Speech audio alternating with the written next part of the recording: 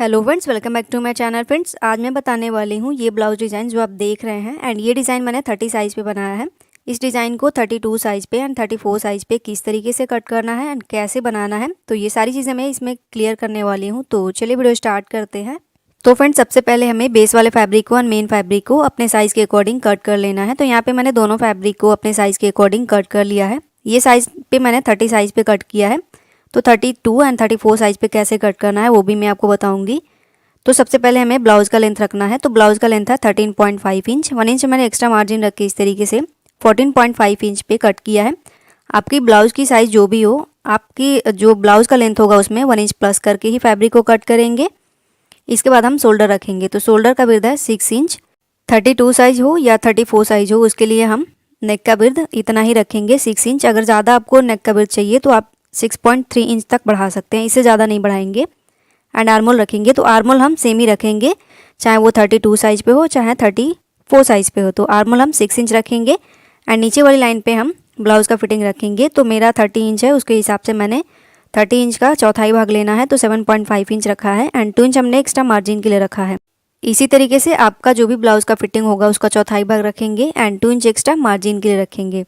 इसके बाद हम आर्मोल पे 1 इंच पे गुलाई देंगे। एंड गुलाई देते हुए हमें फैब्रिक को कट कर लेना है। मेन फैब्रिक को हम चारों तरफ से 1/2 इंच एक्स्ट्रा ही कट करेंगे। एंड इसके बाद हमें पूरे लेंथ से नीचे के साइड में आप देखेंगे तो मैंने फैब्रिक को कट किया है, तो उसका लेंथ मैंने 3 इंच रखा है। तो इस तरीके से जो भी आपकी ब्लाउज़ की साइज़ होगी, मीन्स की लेंथ होगा, उसमें 3 इंच ही इस तरीके से पट्टी कट करेंगे। पूरे लेंथ से 3 इंच पे पट्टी को कट कर लेंगे।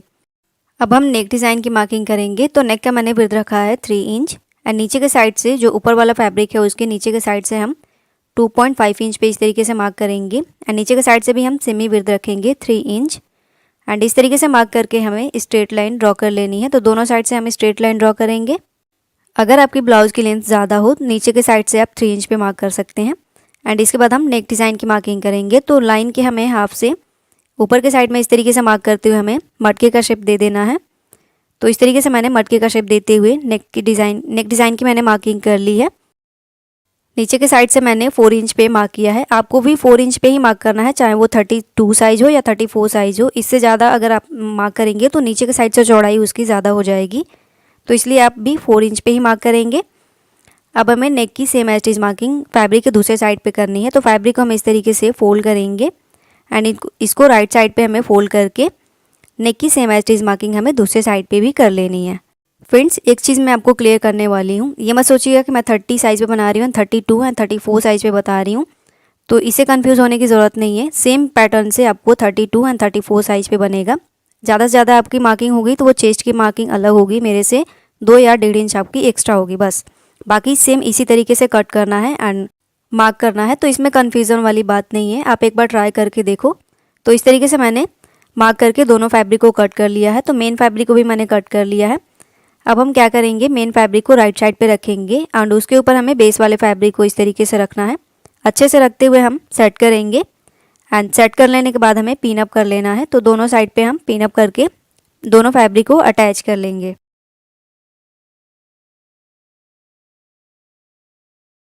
पिन अप कर लेने के बाद हमें नेक के ऊपर सिलाई लगानी है। तो सिलाई हम पहले एक साइड के फैब्रिक पे लगाएंगे। तो सिलाई हमें मार्किंग के ऊपर ही लगानी है। तो इस तरीके से हमने मार्किंग के ऊपर सिलाई लगा लिया है। नीचे के साइड पे हम डोरी को अटैच करेंगे। तो दोनों फैब्रिक के बीच में हमें डोरी को रखना है एंड सबसे किनारे पे हम डोरी को अटैच करेंगे। ये नहीं कि आप बीच में अटैच करो तो थोड़ा सा डिज़ाइन इधर उधर हो सकता है, तो इस तरीके से हमें नहीं करना है, किनारे पे ही डोरी को अटैच करना है। एंड इस तरीके से हम फैब्रिक के ऊपर सिलाई लगाएंगे। एंड बॉटम के साइड से भी हमें सिलाई लगानी है। तो बॉटम के साइड से हम 1/2 इंच के गैप पे इस तरीके से सिलाई लगा लेंगे। सिलाई लगा लेने के बाद हमें एक्स्ट्रा फैब्रिक को कट कर लेना है। तो 1/2 इंच के गैप पे रखते हुए हम एक्स्ट्रा फैब्रिक को कट करेंगे।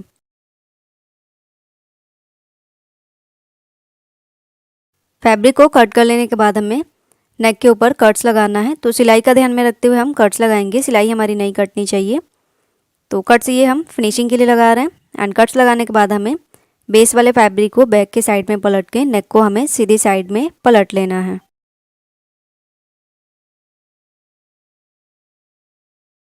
इसी तरीके से आपको भी नेक के एक्स्ट्रा फैब्रिक को कट करके सीधे साइड पे पलट लेना है। नीचे के साइड से थोड़ा सा जो कोना टाइप से था उसको हम सुई की हेल्प से निकाल लेंगे। एंड निकाल लेने के बाद हमें इसको प्रेस कर लेना है। एंड इसी तरीके से हम दूसरे साइड के भी फैब्रिक को स्टिच करेंगे। तो इसमें हम बॉटम के साइड से फैब्रिक को स्टिच करेंगे। तो बॉटम के साइड से हमें 1/2 इंच के गैप पे स्टिच करना है एंड कोने तक हम स्टिच करेंगे। एंड कोने पे हमें दोनों फैब्रिक के बीच में डोरी को लगाते हुए स्टिच कर लेना है। मीन्स की डोरी को हम थोड़ा सा 2-3 बार सिलाई लगा के अटैच कर लेंगे। एंड सेम प्रोसेस हमें इसमें भी करना है। नेक के ऊपर सिलाई लगानी है, तो मार्किंग के ऊपर ही हम सिलाई लगाएंगे। सिलाई लगाने के बाद हमें 1/2 इंच के एक्स्ट्रा फैब्रिक को रखते हुए एक्स्ट्रा फैब्रिक को कट कर लेना है। तो इस तरीके से मैंने एक्स्ट्रा फैब्रिक को कट कर लिया है। कट करने के बाद हम नेक के ऊपर कट्स लगाएंगे फिनिशिंग के लिए। तो कट्स हमें सिलाई का ध्यान में रखते हुए लगानी है, सिलाई हमारी नहीं कटनी चाहिए। तो इस तरीके से हम फिनिशिंग के लिए कट्स लगा लेंगे।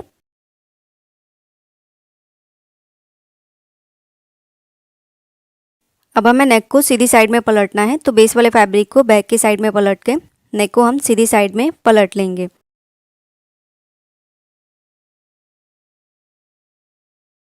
नीचे के साइड पे जो कोने के टाइप से है उसको हम सुई की हेल्प से निकाल लेंगे, इससे हमारी फिनिशिंग अच्छी आएगी। एंड इस तरीके से फैब्रिक को निकालते हुए हम इसके ऊपर आयरन कर लेंगे।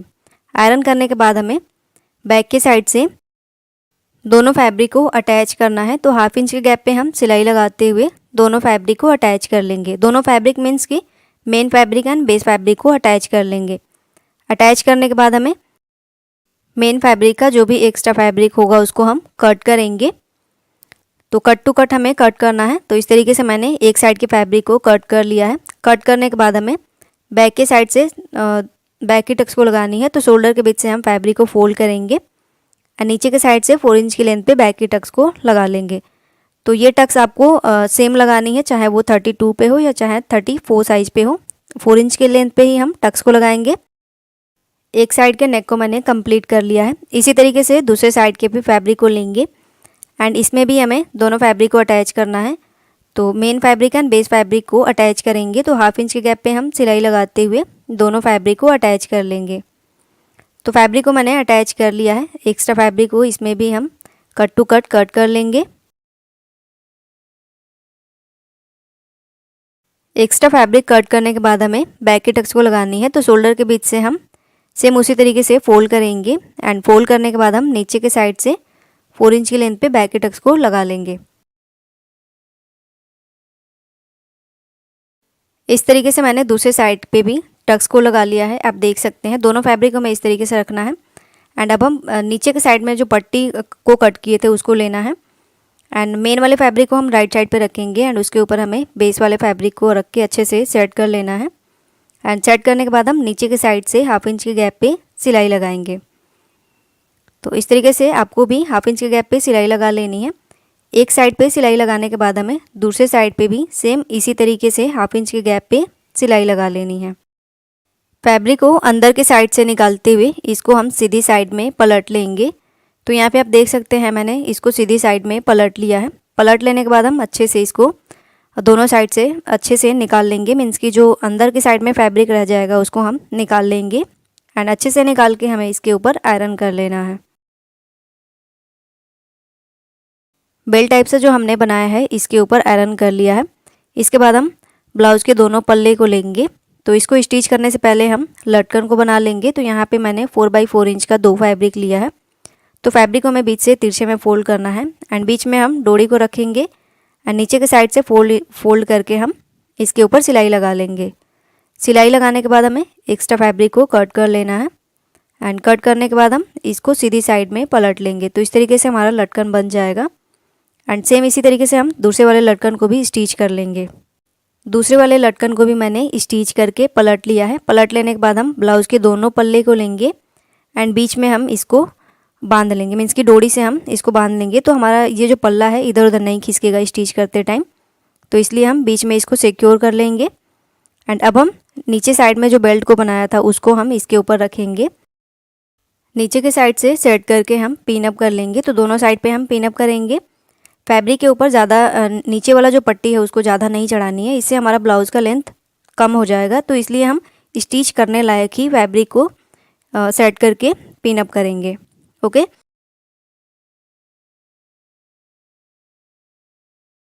तो इस तरीके से मैंने दोनों साइड पे पिन अप कर लिया है। पिन अप करने के बाद हम इसके ऊपर सिलाई लगाएंगे।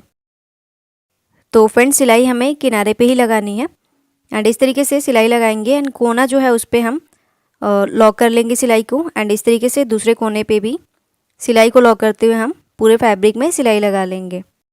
सिलाई लगाने के बाद हमें एक्स्ट्रा फैब्रिक जो लगे उसको हमें कट कर लेना है। तो इस तरीके से मैंने ब्लाउज़ के डिज़ाइन को रेडी कर लिया है। तो इसी पैटर्न से आप 32 साइज़ एंड 34 साइज़ के डिज़ाइन को भी बनाएंगे। डिज़ाइन आपको कैसा लगा कमेंट करके ज़रूर बताइएगा and thank you for watching my video. Please like and subscribe my channel. Thank you guys, thank you so much.